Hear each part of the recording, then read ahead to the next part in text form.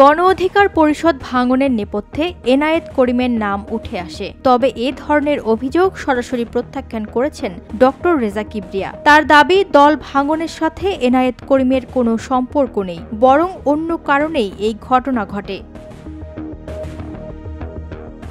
এদিকে গণ অধিকার পরিষদের উচ্চতর পরিষদ সদস্য আবু হানিফ সহ একাধিক নেতা অভিযোগ করেন, এনায়েত করিম মূলত গোয়েন্দা সংস্থার এজেন্ট। তিনি আওয়ামী লীগের আমলে বিরোধী রাজনৈতিক দলের ভেতরে বিভ্রান্তি সৃষ্টি করতেন। তাদের দাবি, রেজা কিবরিয়া এই ফাঁদে পড়ে একাধিকবার ভুল করেছেন, এমনকি ব্যাংককে গিয়ে বৈঠকও করেছেন। এই এনায়েত করিমের ফাঁদে পড়ে একবার একটা কর্মসূচিও দিয়েছিলেন। সেদিনই নাকি সরকার পতন হয়ে যাবে, এটা আবার গণমাধ্যমকেও জানানো হয়েছিল।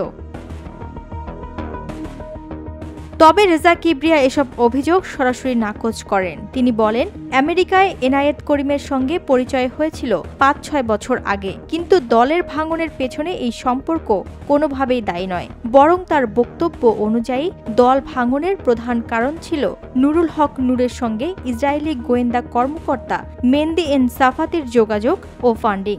তার দাবি, এনায়েতের সঙ্গে তার কোনো বিদেশ সফরে সাক্ষাৎ হয়নি। এর আগে রেজা কিবরিয়া ফেসবুকে ইউনূস সরকারকে হটানোর ঘোষণা দিয়েছিলেন। আর বর্তমানে প্রকাশ পাওয়া এসব তথ্য নিয়ে রাজনৈতিক মহলে উঠেছে আলোচনার ঝড়। ওয়াহিদা প্রান্তি, স্বদেশ প্রতিদিন।